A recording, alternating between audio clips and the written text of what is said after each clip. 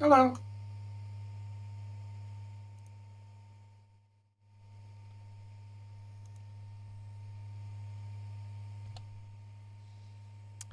Hello and welcome back to the Masonic Roundtable, a weekly program where Masons from around the world get together to talk about Masonic news and opinions in a friendly and social manner. As a reminder, the thoughts and opinions expressed here are solely the opinions of the participants and do not represent any Grand Lodge statements or positions, so make sure you keep your conversations open for the public and on the level.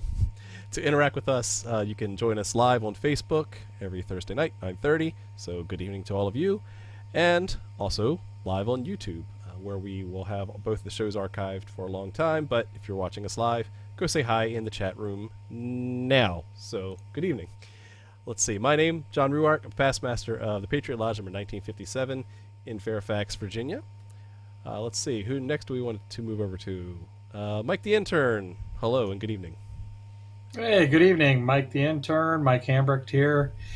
Lakeshore Lodge number 307, where I am currently the junior warden and lodge education officer. Good evening, everyone. Did you get a Masonic promotion tonight? Oh, yes. I just got elected to the position of king in my Royal Arch chapter. Round of applause. Excellent. So, congrats. Thank you. Easiest year ever. Okay, next up, Jason Richards. Hello and good evening. Hello and good evening. Jason Richards here, past master of Acacia Lodge number 16 in Clifton, Virginia, and member of the Colonial Lodge number 1821 in Washington, D.C. Super duper. Rush Chairman, darn glad to meet you. I was gonna wait for Robert to take a drink, but he already swallowed. So, Robert Johnston, good evening. Good evening, John. Thanks.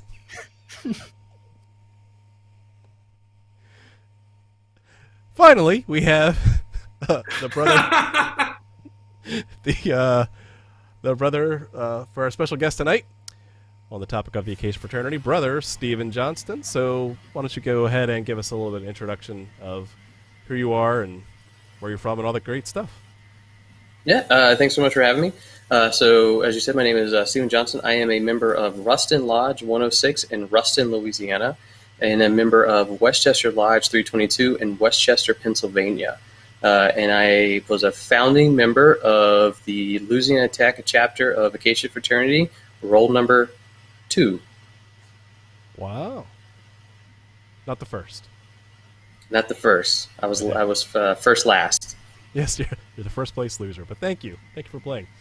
No, that's awesome. That's super exciting. That's a really a big achievement to get ahead of that. So, with that, before we get into tonight's topic, I want to give a special thank you to all of the patrons who support the show, and want to say if you're interested in helping to support this show for many years to come, head on over to patreon.com/the Masonic Roundtable and help us out. So. We appreciate everything you guys have done for a long time, including Brother Johnston, who is actually one of our Knights and Squires. So, thanks. Anytime. Glad to help. All right. So tonight's episode is on a fraternity that has a lot of Masonic symbolism, but is not the Masons. So tonight we're going to learn about this fraternity called the... We're doing the Oddfellows? No. Oh, that one. Okay. The other one. The Illuminati? Just keep spitting them out. Here we go. So, Brother Johnston, why don't you talk a little bit about the Acacia Fraternity, what it is, how it works, how lodges are set up, or chapters, or whatever you want to call them, and just give us the big data dump of what is the thing known as the Acacia Fraternity. Sure, absolutely. So, Acacia Fraternity is a Greek fraternity. They are part of the IFC, or the North, North Interdisciplinary Fraternity Council. I'm forgetting this. So they're a legit frat, basically. Yes, they are legit. They are with all the other Greek fraternities that are out there. So what do you think of? So it's what really makes them unique is, oh wait, there's not Greek letters or a Greek name. Absolutely. And the founders were very purposeful in that. And so we're going to talk a lot about that here in the history. So the first thing first, I do want to cover a little of my personal history with Acacia Fraternity, because it actually plays into the actual history of the fraternity itself, and I just didn't know it at the time. So for me, I joined the lodge in 2006. I was a freshman in college. I joined with a whole bunch of other college kids. One of the things that brought me there was I was not really a traditional Greek fraternity guy. I wasn't super preppy, didn't come from a lot of money. The Greek life didn't suit me, so I was looking for something else. I was an Eagle Scout, happened to find my way to the lodge. Well, at the lodge, I think this would be on the first slides, the Harry Howard Club. So what happened was we had a whole bunch of guys, and we come to find out the very first graduate of Louisiana Tech was named Harry Howard. He actually became one of the professors, and he was a worshipful master of the local lodge. So we actually, there's only 4 people in the photo, which is somewhere. Yeah, I'm bringing it up. There's a handsome. Look at that handsome devil on that one side. So there's only 4 of us in this photo, but there were more, and we were all getting together because we thought, oh, well, how cool it is that one of the worshipful masters of the lodge, the very first graduate from our university, and one that became a major professor, was a Mason. So we were the Harry Howard Club. So now we were not school recognized or function. We didn't assign stuff like that. It was just more kind of a small internal thing. The photo here is from the big event. It's a big charity event the university puts on. We were there. The one thing that we did, looking back on, which was kind of funny, is you can see the upside down red triangles. Those are actually the symbols that Masons wore in the concentration camps during World War II. That's right. The big event happens to coincide right around Holocaust remembrance, so we thought it would be kind of interesting and neat. So while being part of the Harry Howard Club for a year or two, the guy on the far opposite side of me with this one here, he was a graduate student down where we were, and he was a brother Mason from Massachusetts that transferred. Well, as we started talking, he's like, there's a Greek fraternity that was started by Masons that's kind of got a lot of Masonic symbolism. We're like, okay, well, what's this name? He goes, Acacia. I'm like, oh, that's pretty funny. It's a symbol that we use all the time. He goes, yeah. I was like, I don't know a ton about it, but I've read about it a few times. Maybe it's something that we should look into. So, okay, there's at the time 10 of us. So we reached out, started having conversations with them in the summer of 2007. They said, hey, so thanks, so glad for reaching out. We've never had a chapter down at Louisiana Tech. It is something you're interested in. You need a minimum of 15 before we really kind of start the conversations to have a colony, and then you got to get to 30 and hold that to become a chapter. I said, okay. We took the summer off. We came back, kind of hit a little bit harder. Be able to get the 15 guys to start the colony and just kind of kept going from there. We got a temporary rented house, got all the members we needed. And so in the April of 2008, the LSU chapter actually came up and initiated all of us at the time. And there's 28 of us. We're just short of 30, but as far as the international is concerned, we're like, okay, well, you know what? You've been trying. We can see that. We'll come down. So we got initiated. I became role number 2, so I was pretty proud of that. And then immediately got elected to the position of Venerable Dean, which is essentially the president of the fraternity. Nice. And I would serve in that role until the end of the school year of 08-09. And it was my last year going in there. I stepped down from the officer positions.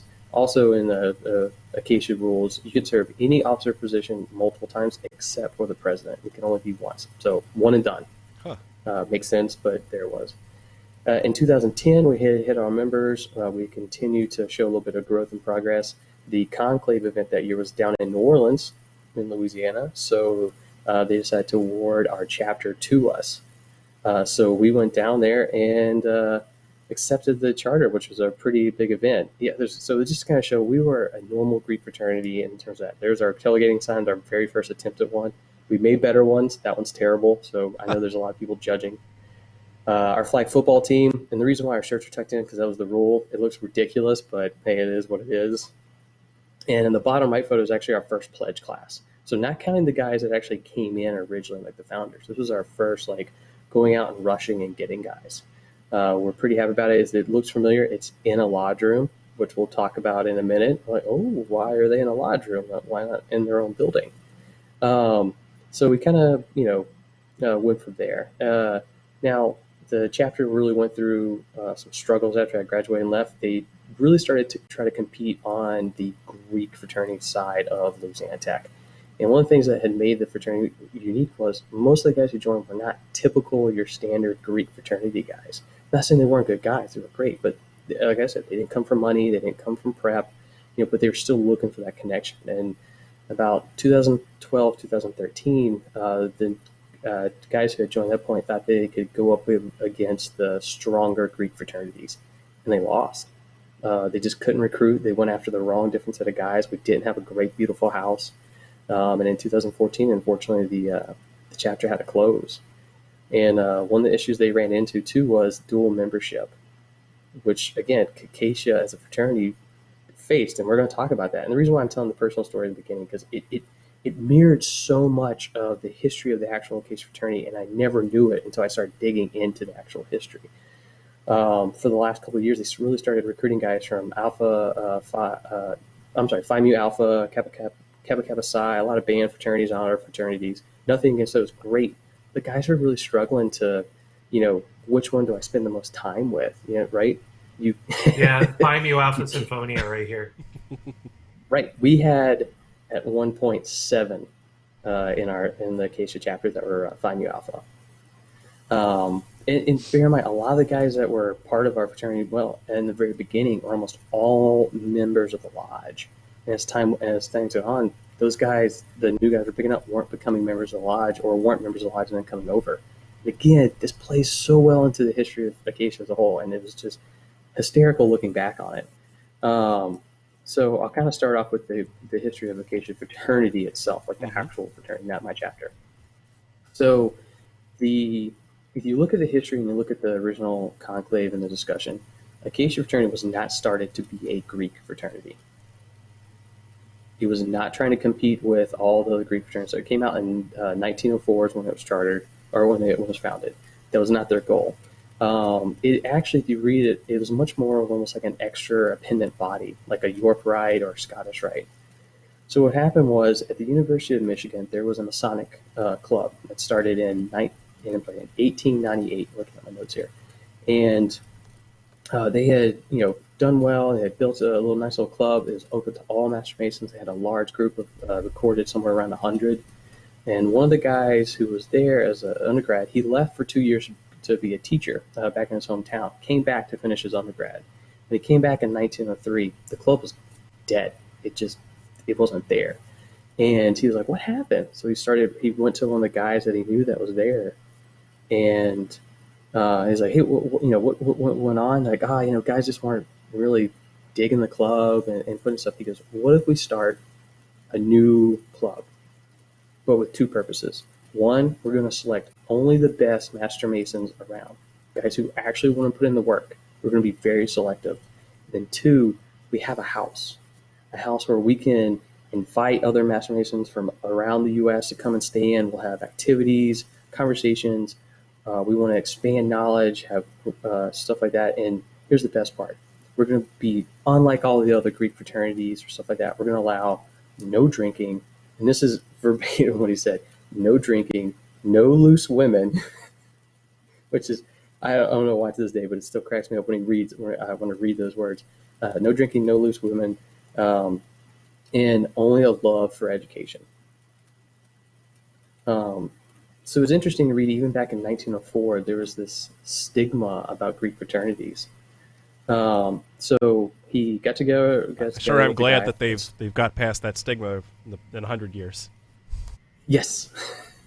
And that's what's made it so interesting, is back then they could see that there was already an issue. I mean, Greek fraternities came around 1850s of the first ones, and already in 50 years there was this, thing that was happening, and these guys wanted something more.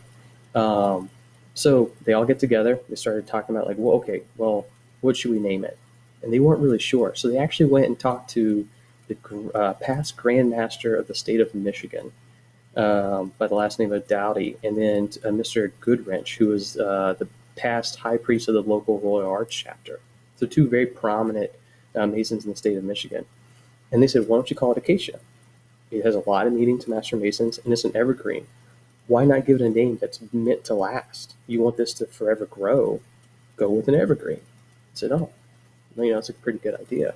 And the guy spearheading all this at the time was I can't think of his name, just William Marshall. I think I have a photo of him right after the chapter was founded.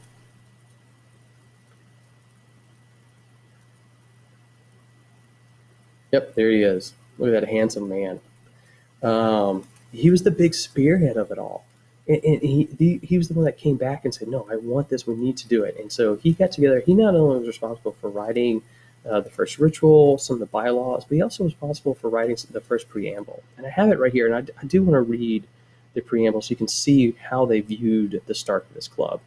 We, Master Masons, firmly believing that the principles of ancient Freemasonry are worthy of the most careful cultivation among university brothers, do hereby adopt this Constitution for the purpose of uniting us in close friendship and more effectively inculcating Masonic principles in Master Masons of the University of Michigan. And I think the next one was the first 14 guys who started it. There you go. Mm-hmm. So on May 11th, 1904, they go to the Justice of Peace, which happened to be the past Grand Master of Michigan, the William Doughty, filed the Articles of Association. On May 12th, filed it with the Clerk of Court, which is Founders Day, so 2 days ago. So happy 116 years to Acacia Fraternity. Wow, 116 years. Now, what was really interesting is you heard the first preamble. It's very geared towards Michigan. Well, I guess wildfire, things grow, you know how it goes. All of a sudden, there were Masonic clubs all throughout the nation and other universities, and they caught word of this new fraternity that started of Master Masons. So almost immediately, so this is May of 1904, the Acacia Fraternity started expanding. So the first several universities, Stanford University and University of Kansas in November of 1904, became new expansion chapters. And the founders of Michigan realized, oh, we have something here. Like, these are something guys are looking for. So, you know, these are all Master Masons. They're looking for this. Let's actually turn this into I'll call it a fraternity. But they weren't viewing it at the time. They were viewing it still more as a almost Masonic network. So at that time, some of the original founders, including Marshall, started getting on trains and traveling around. They went to the University of Nebraska, California, Ohio State, Dartmouth, Harvard, the University of Illinois in Chicago, University of Pennsylvania here in Philadelphia, University of Minnesota, Wisconsin, Madison, Missouri, Cornell University, Purdue, Chicago University, Yale, Columbia, Iowa State, University of Iowa, Penn State, University of Oregon, University of Washington, Northwestern University, and the University of Colorado and Syracuse. They were certainly busy. All this expansion happened in less than 10 years. Right. They hit it hard. They went out. And what was unique is there were already Masonic clubs at these major universities. They didn't have to go out and like recruit. They just went to the clubs that were there, right, and said, "Hey guys, let's turn you into a chapter of Acacia. This is what we're for. So we're for fellowship, education. It's like you already sell hamburgers. Why don't we just become a franchise, right? We'll just slap some golden arches on it and make it official." So this is where things started to get interesting. Is one of the original requirements after they started expanding was you had to have a house. You had to have a house. You had to have housing for not only the brothers, but if anyone came and travel. Well, if you start looking at that time, Greek fraternities were providing housing for students. Dorms weren't quite a thing at that time. So you can already kind of see where this shift is starting to occur. Now, the first 27 chapters of Acacia were all given Hebrew names, not Greek names. Again, you can see where they were not thinking about being a Greek fraternity. One of my favorite things, however, though, is when two different founders were spread apart. One was at Illinois, one was at Harvard, and they convinced them to start, and they started their chapters. They happened 1 week apart, but because of correspondence, Illinois became the next Hebrew name of I forget how to say it, H-E-T-H, Heath. My Hebrew is clearly not good. Where Harvard became, and then Harvard was right after it, TEF. However, Harvard's date was 1 week prior. So when they got together at a conclave event the following year, according to the conclave notes that I read, it was one of the most heated conversations of that year. Ah. And so they agreed to keep the Hebrew names, but then to switch the order to give Harvard preference over Illinois, since they were technically 1 week older. So even in 1905, people still fought over this, I think, some of the silliest things. Order matters. That's right. Order matters. Ego. Ancients and moderns. What? Lodge numbering systems? What? Right. It's hysterical. So you saw this whole expansion. And now what was happening, though, is you think about the time frame. Not only was this expansion happening going up to 1920, a good expansion, you had World War I start to happen. And if you look at the trends of Masonic membership, right around that early, there's the first conclave, the first several guys. That was when the first 5 chapters got together to discuss creating a national bylaw with national president, secretary, and treasurer. About what time frame was that? They're really funny. So that was 1905. 1905. The summer of 1905. And that was at the University of Michigan.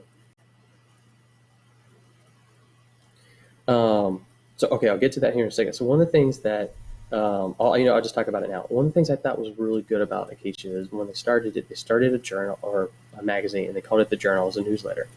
And what made them, I think, a little more unique than other Greek fraternities at the time was, as members graduated, especially all the guys that got drafted to go fight in World War I, they were sending them the newsletter still there so they can keep in touch with Fraternity Matters. And that actually helped them continue to prosper through the 20s and into the 30s, because alumni were seeing what was going on, and they were coming back and either doing graduate degrees or helping the fraternities. And one of the things that they did was, after the war was over, they listed every occasion. And a reason why I include this slide is because, bear in mind, Master Mason membership was still required at this time. So not only were these guys occasions, these were all Master Masons that we should, that received extraordinary awards in the war. They did actually a program for them. You can see all the different universities they're from. DSC is Distinguished Service Cross, which, if anyone's familiar with it, it's directly below Medal of Honor. Mm-hmm. So I thought it was really neat that they continue to trust, and then they try to honor these guys who are doing it. And I think one of the things that sometimes gets lost in history is, even from our own chapters, is that we don't pay the respect to some of these guys that was due. And then back then they knew it and recognized it. Now, as I talked about, you have to be a Master Mason. If you know any history of Masonic membership back then, what was the age limit? Back then was 21. 21. Mm-hmm. Correct. Well, at that time, students who were coming to universities were a little bit older, right? But as leading up to World War I and then immediately after, there was a much bigger flux of younger people. So freshmen and sophomores. So some of them were joining Greek fraternities. And this is going to lead to 2 major issues. The first is dual membership, and that's what we're talking about, because that was the first major hurdle to hit. So the really interesting part is it started in Michigan, where Acacia was originally started. So Michigan stated that the university, that any Master Mason in good standing was vouched for by a member of the chapter and was duly elected could join, and they had no discrimination against Greek fraternities. They said, hey, if you're already a member of Greek, you can come to us. We're not Greek. It's okay. In the 2005 conclave, the first 4 chapters, it was altered a little bit. They said you had to be a good standing, you had to be a Master Mason in good standing, and not members of any organization that would interfere with his duties to Acacia. Right, so now we're starting to see where this becomes an issue. Hierarchy now. Yep. Mm-hmm. There's a hierarchy. So because guys were 21 and stuff, there's a large graduate. And Harvard is a great example. Almost all of Harvard's chapter was graduate students. There was no undergrad. But some of the other universities, Purdue, and some of the other ones, were realizing, like, hey, we're getting these younger guys who want to join, but because they're not Master Masons yet, we can't get them. So we're going to the Greek fraternity, these guys who are already 21 and Master Masons, and pulling them over. Remember how I talked about the housing? This is where this now starts to come in. The Greek fraternities looked over at Acacia and said, okay, well, you're not Greek, but you're providing housing, which we're providing. So you are direct competition to us. And we're barring all of our members from joining. I'm sorry, if you're a member of, Kappa Alpha, you can't join Acacia. I know they're not Greek. We can't have it. And Acacia's going, whoa, but I mean, there shouldn't be a problem. Except that there was. And one of the first major incidents of it occurred in one of the conclaves when this one was brought up. The president, the national president of Acacia at the time, was a graduate student, and when he joined Acacia, but in his undergrad had joined Phi Alpha Beta, I believe, and he was in California. Well, the Acacia chapter in California read in the newspaper that he was the guest speaker at the banquet for that fraternity, and they had no idea that he was traveling to their city. So they showed up and wrote in 1907 speak, very nasty letter. Reginald, I disagree. Yeah, exactly. If you read the original letter, it's very, very long, but it's essentially they were like, we are not upset with him, but we are upset that we had to read about it in a newspaper. And so the California chapter came out and said, I'm sorry, if you're Greek, we have to stop this. We as Acacia have to say no Greeks are allowed. And that's where the first internal struggle really started to happen. Because what was happening, some of the smaller chapters were going, oh, no, if we do that, we'll never get numbers. We can't expand. So starting in in the summer of 1909, Acacia, the president at the time, wrote a letter and said, as I view it, we are not in any sense a rival of Greek letter fraternities, but a distinct organization created for fraternal purposes along Masonic lines. He was making a stance right then and there. Summer of 1909. We are not competition. Stop it. Pull from Greeks. Talk to those guys. We're not doing it. In November of 1909, so 4 or 5 months later, Acacia becomes a founding member of IFC, the Greek Fraternity Council. Can't make it up. Right. So, of course, in 1911, Michigan, the original chapter, right, the original founder, raised the Greek question again. The correspondence of the chapter said this: while the founders of Michigan recognize the fact that many good occasions are also members of Greek letter organizations, yet it is a principle as old as history itself that no man can serve two masters. Oh, come on. And that became a battle cry leading up until 1920. So at every conclave, you would hear this battle cry. No man can serve two masters. No man can serve two masters. So it became this growing and niche. That sounds exactly like friends of mine who are involved in both Scottish and York Rite. When the superior officer of one of the bodies says that to somebody, you're Scottish or you're York. Yeah, you can't be both. One thing I don't get here is that ostensibly the majority or / all of the members of the Acacia fraternity are already Master Masons. Correct. At this time, every single member is a Master Mason. So therefore serving two masters. Therefore already serving two masters. Touché. I'm glad you brought that up because we're about to tie into that.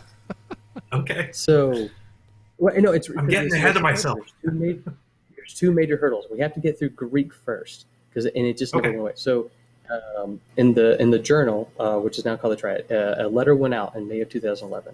The question has repeatedly asked: is Acacia to be in an order or a fraternity? Remember, I talked about appendant bodies earlier, right? The founders viewed it as an appendant body, not a fraternity.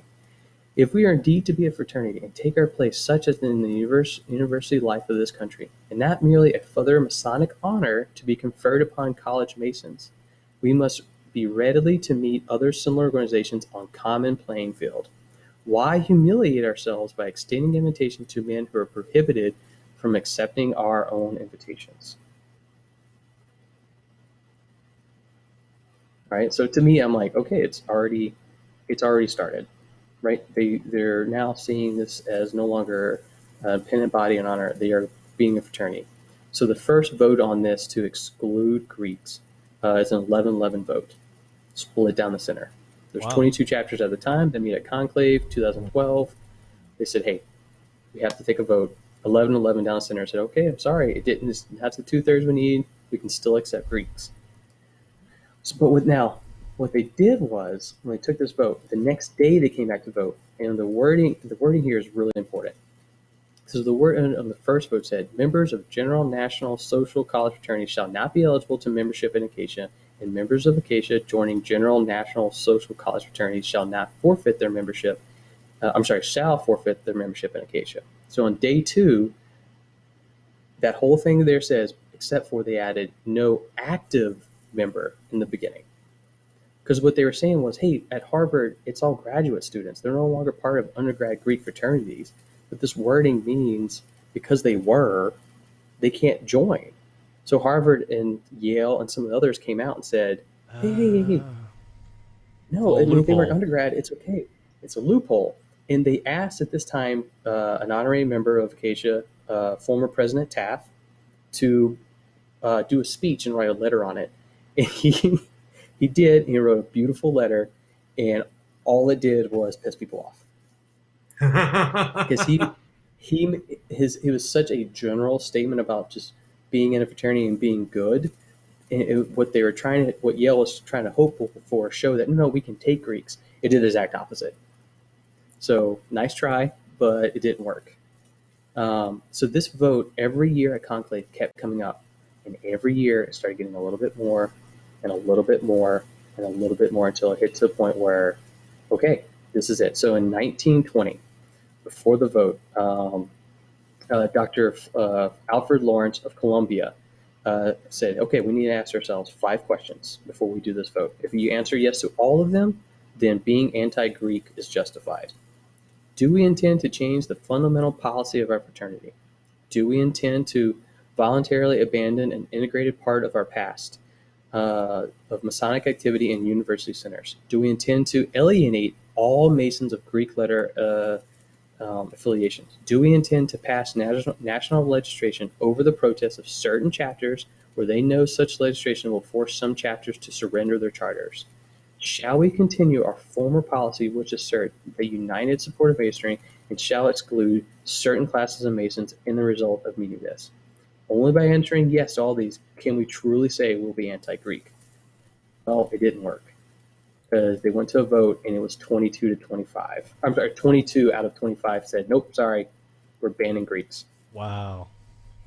So the only universities that stood for it were your at the time, East Coast universities, were heavier in graduate school. What I like about that is that it's a very logical argument, right? It's clear, yes, and it has a lot of conditions that have to be true for you to throw the whole baby out with the bathwater. There's a little bit of bias charged language in there, though. As with all, yes, it flows logically, but at the same time, it's one of those surveys where it's like, do you think Donald Trump is an amazing president or just a great president? Right. Exactly. And it was 100%. Interesting because one of the things I got to do is go and review some of the conclave minutes, which one of the conclaves over this debate was 750 typed pages. So on one debate, one conclave, 750 typed pages on a typewriter. God bless whoever was that typist. and kind of going through the notes, it was so heated. Mind. No, and what was interesting is in the debate, they kept saying, hey, we are no longer an order. We are a fraternity. We are part of IFC. I'm sorry, we can't accept other Greeks, period. That was the view. And the only people who were fighting against it were essentially the old guard. So in March 21st, 1921, the amendment was passed by all the chapters and essentially banned any other Greek member from joining Acacia. Wow. Now, you brought up the 2 Masters Masons earlier there, Jason. So as soon as this debate ended, the next one started. Of course. Of course. So Why not? this debate actually was actually going on during the dual membership. So in 1906, the Wisconsin chapter brought up, what is the material difference to Acacia whether a man is actually a member of the Masons or is in some way directly and closely connected with that of a great fraternity? Then I ask you, could this be done in a greater or better way than offering the sons of Masons the privilege of membership in Acacia? So what was happening was, even in 1906, looking back on it, there was a process called pre-pledging that was happening. So a lot of the other universities that were trying to get guys before they were 21 because they knew if they didn't, they would be snatched up by other fraternities. True. They said, hey, come pledge us. We'll pre-pledge you. And as soon as you turn 21, we'll do, you're going to love this, a one-day conferral.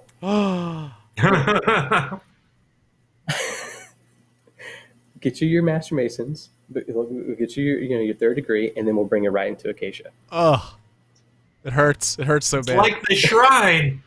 But why does it hurt? I mean, one-day conferrals, that is the way it's always been done.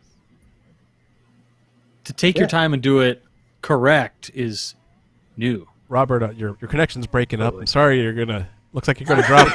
Looks like your connection's gonna drop. Oh wait, you're still here. Right, because if they changed it, it would be an innovation. Now, let me show you how serious of this was taken in the beginning. So the original founding chapters who viewed this said, absolutely not. If we were caught pre-pledging, if we catch you, they knew what was happening. But they said, if we catch you, we're coming after you. In 1912, the Oregon chapter was caught doing this. National showed up, suspended them, and because of that suspension, the chapter never reopened.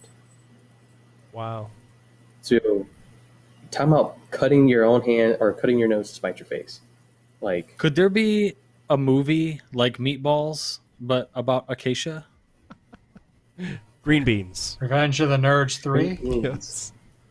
I mean, it just sounds like super secret suspension. You know, they come in. Grumpy You cannot take pre-pledge. The Masonic fraternity does that anyway. Yeah, we have DeMolay to go into Masonry, but then before DeMolay we have Squires, But and nobody ever does. Boy Builders, and what the other ones are. Yeah, that's so wild, so, man. Oh yeah, I the know. builders. On the DeMolay, on a quick note on that, when DeMolay got started, they were building houses for Masons at universities. So Acacia investigated them to see if they would be direct competition and ruled that they would never be a competition for them, so they were not worried about competing with them at universities. Wow. Which is in the conclave notes. It was a committee, and they reported on it and said, do not worry, DeMolay will not be a threat to us.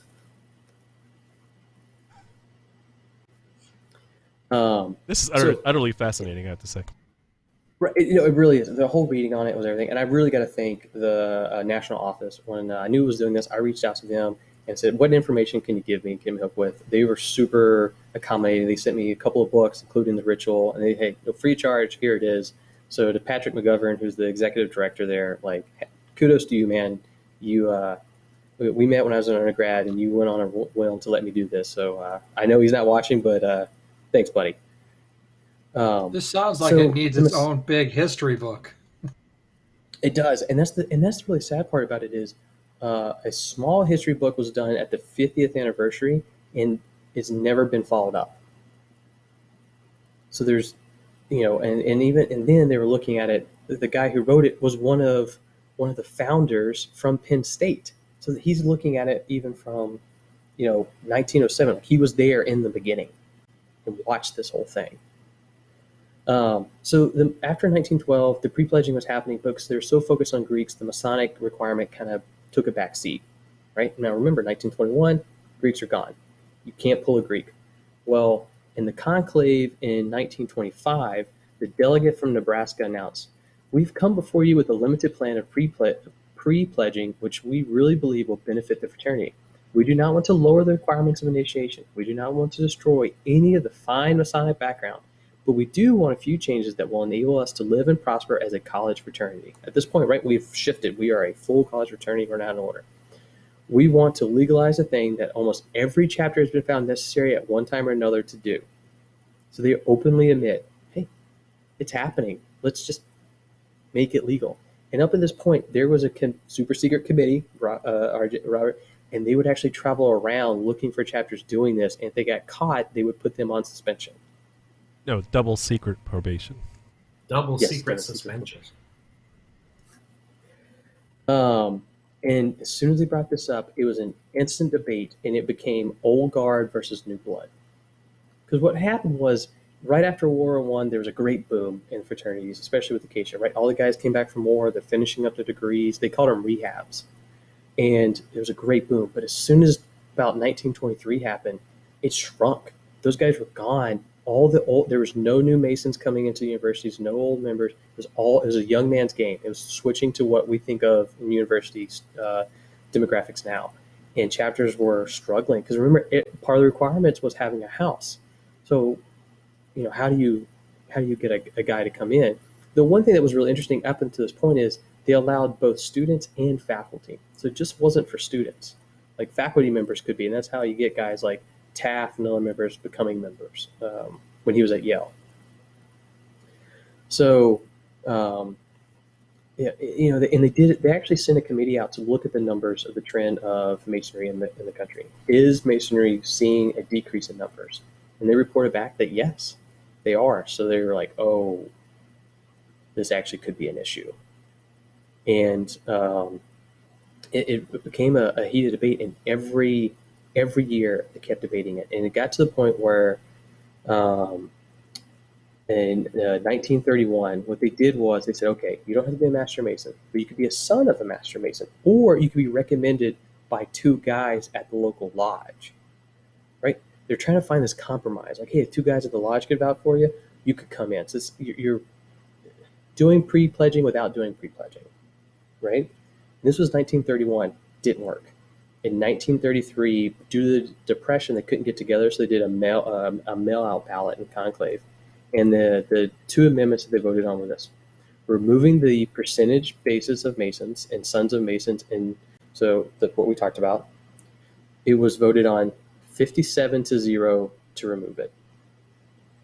And then they said the amendment removing Masonic membership completely.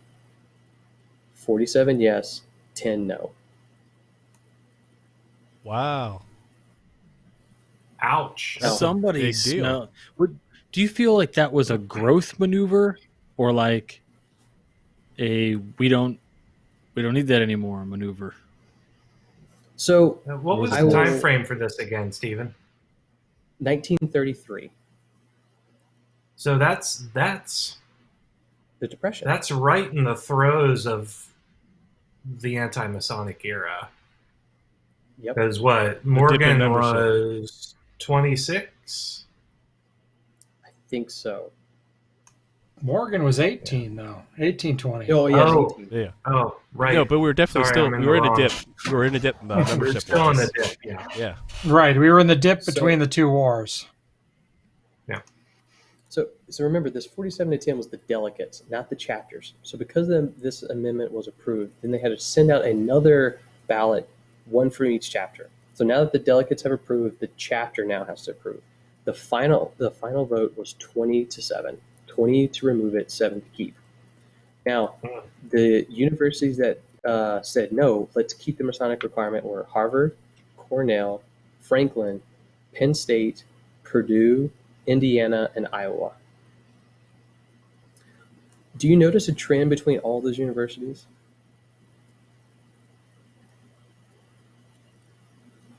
All super large graduate school universities at the time, super small undergrad. They were professional universities. Gotcha. So guess what? They're not having trouble. They're not having trouble. Mm-hmm. But it fell. So the letter that went out, I'm going to read one of the paragraphs from here in the October Triad. To me, it hurt reading this. Thus, Acacia, as a strictly Masonic fraternity, passes on to make way for a new order. Its passing will be a source of deep regret to every member, and those of us who have been studying the trend realize that we could no longer struggle on in the hope of building a stronger fraternity on the Masonic foundation gradually faded. But the Masonic tradition will live on. Acacia will always maintain the high ideals and her worthy objectives. And that was written by the president at the time. I will say this, to this day, that very last sentence, Acacia will always maintain the high ideals and her worthy objectives. Every time they've selected a new president of the fraternity, they have always held that. So I'll give them that. They've always held that. So Masonic membership was removed, and except for one small clause, and it said no one could join who was adherents of organizations that prohibited their membership from association with Masonic organizations. So essentially what happened was they left a clause in there that said, hey, if your organization doesn't let you become a Mason in general, you still can't join Acacia. And the anti-discrimination Supreme Court ruling in 1954 actually forced Acacia to remove that.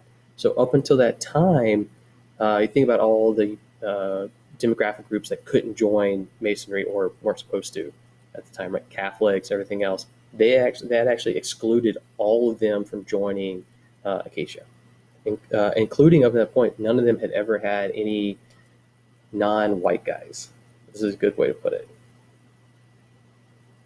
I don't get the point of all of the layers of exclusivity, right? Other than just for ego, I guess. I don't know. I think that's what it was. But now after that, we want the best of the best, John. Yeah, we're the best. They're not the best, so we want to keep them out so that we can stay in. Yes, sir, with honors. I will say this: post that though, the Acacia fraternity now no longer tied really flourished and became very diverse all throughout the nation. Whether purposely or not, I don't know. I don't know the drive, but you can start seeing it in the 70s moving forward. So I don't know if that was really holding them back or if they forgot about it. And when it was dropped, they said, hey, we forgot about this. Let's go out and recruit some guys. So, wow. The rest of Acacia's history is very similar to all Greek fraternities. You can look at any Greek fraternity trend. It follows almost every in the 70s and 80s, boom, bust. It's very similar. There's nothing that makes Acacia very unique moving forward. The only thing that is unique to Acacia thrives, it seems, in the history at 25 to 30 chapters. Every time they try to expand past that, they seem to struggle. They come right back to it, do really well. I can't explain it, but that just seems to be the magic number for them. So that essentially there's the Masonic history of Acacia Fraternity. So while there's still a lot of Masonic symbolism, and I'll talk about it now, the Masonic connection to Acacia is officially lost. So tell us a little bit about Proverbs, chapter 4. Absolutely. So the next part of this presentation, I'm going to discuss a little bit of that Masonic connection and ritual. So Proverbs is the verse that the Bible in all meetings has to be open to. And I think it's really interesting that they chose this, and they chose this in the very beginning of 1904. I think it shows a little wisdom itself. It says, get wisdom, get insight. Do not forget, do not turn away from the words of my mouth. Do not forsake her. She will keep you. Love her, and she will guard you. The beginning of wisdom is this: get wisdom, and whatever you get insight. Praise her highly, and she will exalt you. She will honor you if you embrace her. She will place you on your head a graceful garland, and she will bestow on you a beautiful crown. Hear, my son, and accept my words, that these years of your life may be many. I've taught you the way of wisdom, have led you in the paths of uprightness. When you walk, your step will not be hampered, and if you will not stumble. Keep hold of instruction. Do not let it go. Guard her, for she is your life. Do not enter the path of the wicked. Do not walk in the way of evil. That's a great verse. I mean, it kind of summarizes, uprightness in a very short, concise set of paragraphs. I completely agree. And I think what was so amazing about it is, so let's find the exact phrasing here real quick. So starting from the very beginning, Acacia on its coat of arms had the words mortality, education, and truth. They've changed it a little bit, so now it's knowledge, knowledge, wisdom, and truth.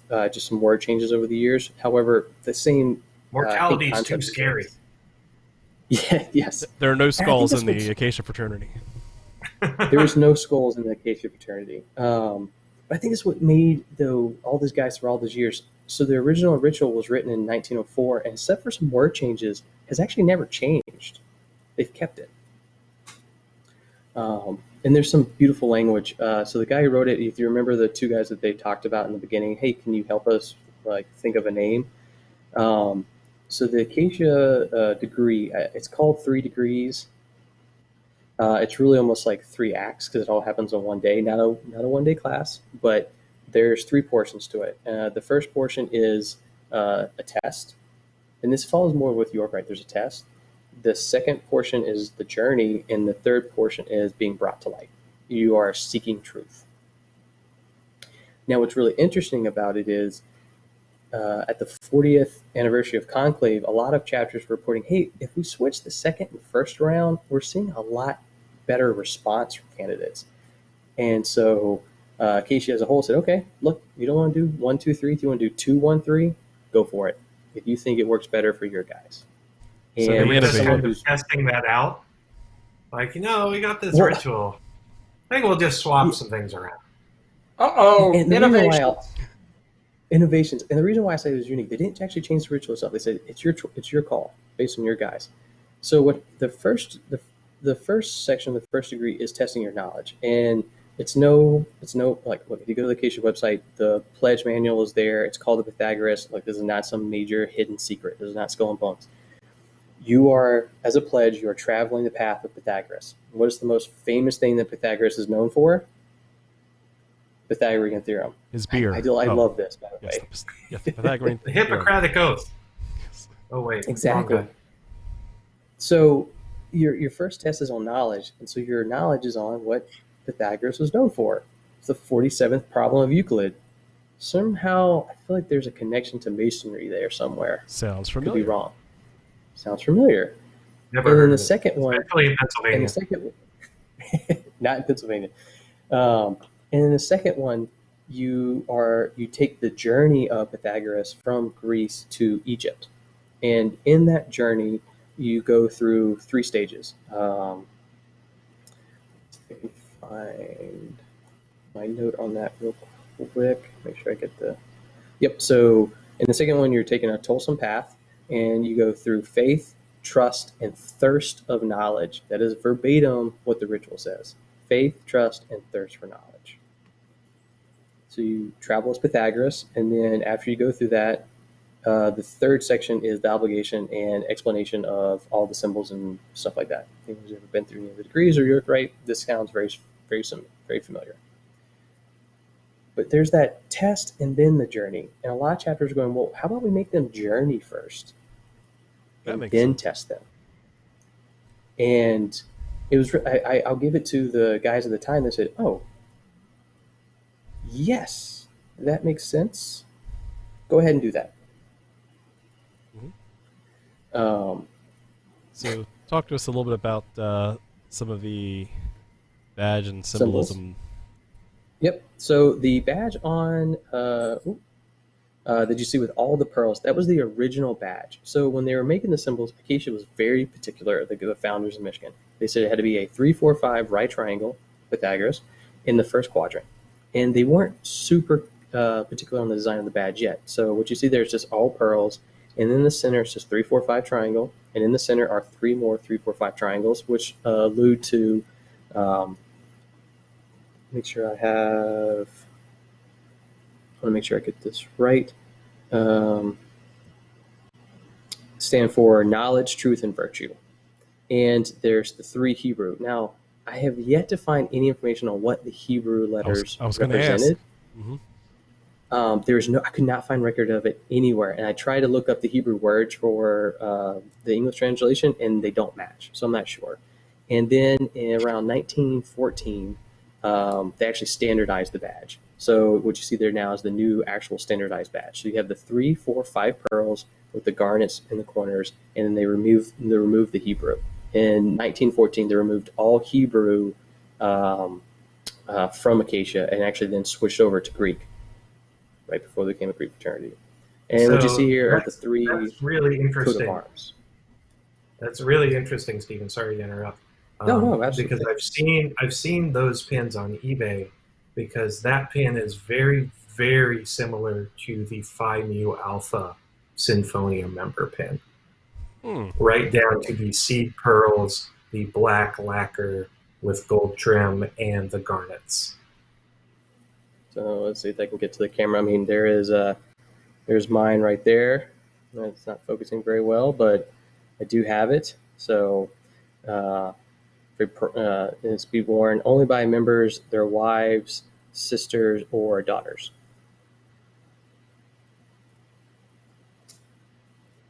So if you go to the coat of arms, it's really interesting. So the first coat of arms was only around for about a year or two. And if you look, it's a, very ornate. It's much more what I guess you would think of is there. There's the Hebrew and the three triangles in the center, which match the badge. You have the sprigs of acacia at the top of the helmet. And then you have the three Hebrew words at the bottom. And the three Hebrew words are mortality, education, and truth. Now, as you move forward, as they started moving towards this Greek, remember we talked about Greek fraternity, before the dual membership happened, is they switched the coat of arms. They dropped the Hebrew, and the first scroll, that's the one with the snake, is actually Greek for human service. So you could see those like Masonic principles still there. And with the snake, they got a lot of feedback. Said, okay, well, there's no sprig of acacia anywhere. There's no meaning to the three triangles. They said, okay, you're right. So they actually brought back the sprigs of acacia, the candelabra, representing, again, knowledge, truth, and virtue this time, and then the scroll work underneath, which is still Greek for human service, which is Acacia's big push still to this day. Their big charity is the Shriners Hospital and Acacia Claws, which is their big toy drive every year. Nice. And it's a big toy drive. It's a big push throughout all the chapters. And yeah, there's a nice updated digital version of it. Wow, that's super cool.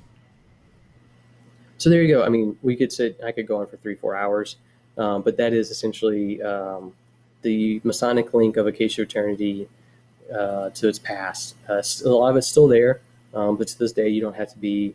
Remember, as I said earlier, I was a Mason who then started a chapter of Acacia and then had our chapter fail due to dual membership requirements. So without knowing it, we followed the actual path of this fraternity to the T, except they just didn't survive. Wow, Brother Stephen, that is fantastic. I really do appreciate all of your research and knowledge and wisdom coming into the show. I was on the edge of my seat with the twists and turns of the history. So, again, I want to thank you very much. I went a little long. I almost went that full hour. My bad. Time just like froze when you were going into it. So, it's certainly a pleasure and an honor to have your take on the whole story. So I appreciate that. So I think it's that time. At this time, I was going to say I'm open for a few questions. Yeah, we can do that. I have nowhere to go. So, how about this? To kind of keep it close to the hour, let's go around for final thoughts, and then, as any of the co-hosts have questions, you can respond in succession. So we'll start with Jason Richards. Final thoughts, shameless plugs, and questions. Okay. Wow. So this episode was fascinating. Thank you so much for coming on, Stephen. This was awesome. And love history, especially about Masonic influenced fraternal organizations. Really, really cool. I think my question for you is, where does the Acacia Fraternity stand today as far as approximate membership numbers, number of chapters across the country, and is the Acacia Fraternity international? Oh, absolutely. I'll answer those real quick. It is international. They do have, I think, 2 chapters in Canada, if I remember correctly. They are at 28 or 29 active chapters and a couple of colonies right now. I know Total membership is at 55,000, but that's going all the way back to history. If I remember the newsletter for alumni that I got the other day, there is, I think, 1,300 active members, counting for all the chapters. Okay, cool. Thank you. Anything else? Nope, that's it. Great. Thanks, Jason. We'll go over to Mike the intern. Well, I have to say I was very fascinated. It was, very interesting. Great deal of history there. I wasn't kidding earlier when I said that it really sounds like it needs to have a full book to explain this history, to really break it down and tell people this. To me, it's an incredible story. Sadly, I don't really have any questions. Because you really threw a lot at us. So, but I really, really enjoyed it. So thank you very much. All right. Thank you, Ham. Let's go to Robert. Hey, yeah, this was, as everybody said, a fascinating episode. I had a couple questions. So, first is, I was curious. I saw Gary Meisner had a question in the chat, and I wanted to ask you. That's the first one. Do the officers? I heard you say earlier, kind of like one a position. Officers similar in nature to? Is there a parallel to Freemasonry that's carried on today? That's my first one. Yes, actually. So there is the terms are Venerable Dean, Senior Dean, and Junior Dean. And what I didn't get to mention earlier is the ritual and all the meetings are actually designed to take place in a Masonic lodge, and those three officers sit in the respective Masonic chairs. That's rad. Okay, so second question is, more of an admittance. In prep for this episode, I actually went to a website that houses tons of ritual to see if you guys were there, and you're not. So good job. They seem to have everything. Yeah, I went there. I couldn't find anything.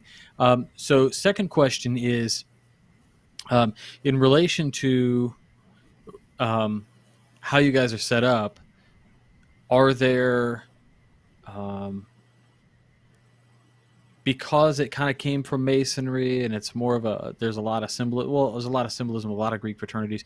Do you see like a female contingent? Is there like one that's set up that came out, to kind of be the female element of that, or how a lot of fraternities have kind of broke down the fraternal part and then have integrated, like, Odd Fellows or whatever. Is there any of that talk or anything going on? So it's really interesting you bring that up. So in the history of Acacia, remember we talked about Mr. Goodrich in the very beginning. In 1905, he actually passed. And one of the things the Michigan House and Michigan chapter did was actually bring his wife in to be the first house mother. And in doing so, she was part of the Eastern Star, and she encouraged Acacia and her work on her own to actually start a similar sorority based off the Eastern Star membership. Unfortunately, it didn't go anywhere. But there was that original idea. That's fascinating. Yeah, this was great, man. Thank you so much for answering those questions. As far as other things, just want to thank everybody out there for joining us. And even though this wasn't I was going to say, even though it wasn't a Masonic episode, but it still it totally is. Right. It was totally a Masonic episode. Yeah, it was great. So just thanks for watching. If you like podcasts, check out Whence Came You, Sunday nights, 9:30. We got some good guests coming up. Next week, I think we're going to have on a very special guest from America 57. Then in the coming weeks, I'll probably have a past Grand Master on. I will on my show. On your show. Shots fired. On my show. But that has to do with the 1-year anniversary of America 57. So I want to talk to the Master of the Lodge there about that a little bit. And Then I've got a couple more guests coming up. Gerald Fortune from Illinois will be coming on, and also Ben Williams from the Rocky Mountain Mason will also be coming on. Whence came you? So that'll be all in the next 4 to 7 weeks. That's it. Thanks so much for watching this show. Also, Sweet. All right, back to me then. Brother Stephen, I want to thank you very much for your knowledge. It was just really fascinating to hear the history, the twists and turns, the ups and downs, and the similarities really between what the Masonic principles and ideas are and how it grew into this fraternal organization that still lasts 100 and some odd years later. So I did have one question for you, and I heard a little rumor.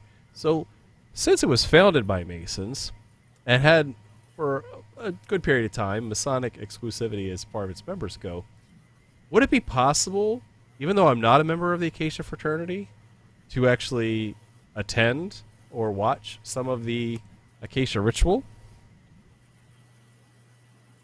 That is a great question, and Acacia as a whole is very open about the ritual. So yes, if you are a Master Mason, you can, if you can find a local chapter, you can ask permission to come and attend. Now, it is their right to say no, but there's nothing in the bylaws that barred you from going. So you can actually go and watch the ritual. I highly recommend it if you are one. It is a really great ritual. It's really some beautiful writing. If you're a member of the York Rite at all, you're going to see a lot of similarities in the style of the ritual, and I think you'll really enjoy it. So find your closest chapter, find out. Usually it's the end of each semester, right, when the degrees will happen. So it'll always be kind of November-ish or in, I think, April. So just keep your ear to the ground.